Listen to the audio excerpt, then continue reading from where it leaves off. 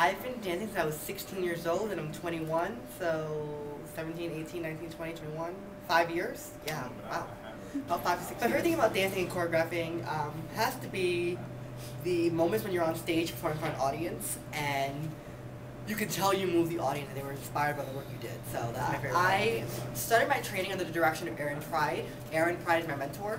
I attended Rhodes Park School of Fine and Performing Arts in Paterson, New Jersey, and it's the only performing arts high school in the city of Paterson. And I majored in writing and I minored in dance, and that's where I got the bulk of my training from. I trained in ballet, jazz, African modern being my primary training focus. I'm more of a choreographer than a dancer, so I think the best routine I ever choreographed was called Shattered Pieces, and it was a duet that featured one guy and one girl, and it was using a suitcase as a prop. And this piece went on to like perform maybe 2 or 3 times, and it's about a relationship between a guy and a woman, and it's like they're going through so much problems, and at the end they end up leaving. But in the beginning, you think that the suitcase belongs to the man because the woman throws it at him and it comes to get gone. But the entire time, the suitcase really belonged to her. She wanted him to fight her for her to stay, and he gave up on them. So she walked away because the pieces were shattered. So yeah, when I first started choreographing and I was still learning and all that, I've had some awful routines, but I don't shy away from them. I think the first piece I ever choreographed was not the greatest, looking back at it now, but it was such a special routine and it went on to do great things for me. So yeah, there were routines that I weren't like thrilled with, but I always appreciated every little part that I gave to myself to the piece. So I think the hard thing about being a choreographer, again, because I'm more of a choreographer than a dancer, and running my own dance company, is that a lot of the work is on you, right? So I'm the artistic director, I'm the founder, and I also manage all of the behind-the-scenes work and the business aspects. So I think the hardest part is choreographing, being creative, and also managing the business component of the company. So I teach weekly, so I teach once a week here on campus at Willie P. at the rec center, and I have rehearsals on a weekly basis for the most part. I would say I dance about 2 to 3 times a week.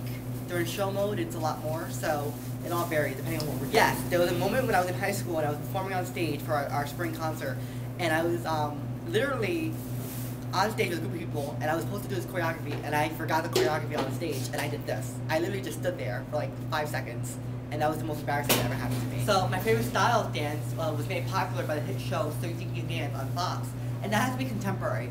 When I choreograph, I do from a modern technique foundation, but I always stylize it in a contemporary format.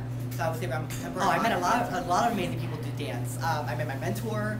I met award-winning, Emmy-nominated choreographers such as Stacey Tukey from So You Think You Can Dance, Miranda Davis from New York City, Jeremy Copeland from LA, who has worked with people like Dawn Richards, Alicia Keys, various J-Lo, various artists. I met Taja Hall, who was on American Idol, and he was known for his YouTube flash mob of Beyonce at Target.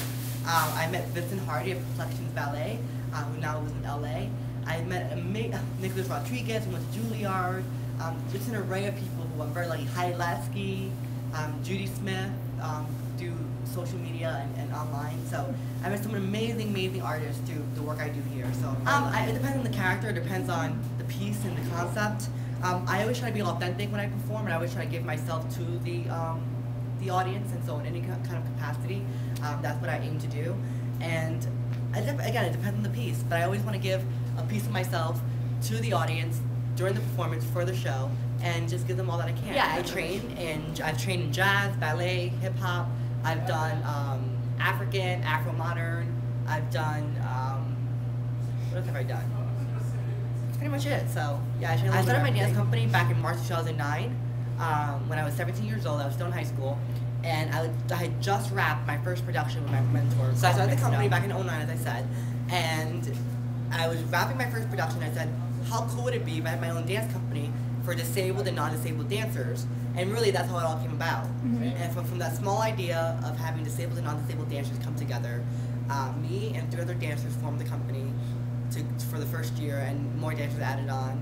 And yeah, that's how we all started. But now, I've had the pleasure of working with over 20 dancers throughout this company's 4-year history.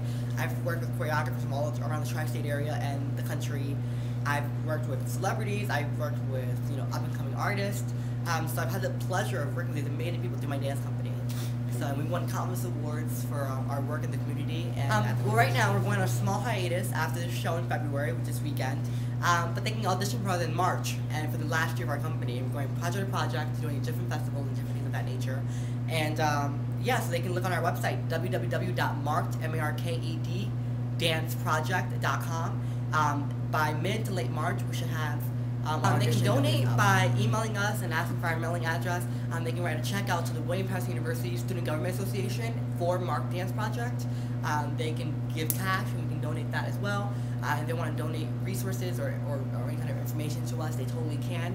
They can email us at markeddanceproject@gmail.com for more information on how they can donate. Hey you guys, so it's Mark here. I'm in rehearsal with Amanda, and we just did something a little something we're gonna work on. Tentative title is Imaginary Me, and it's originally gonna be with another female dancer, not me. But here we go. Amanda and I.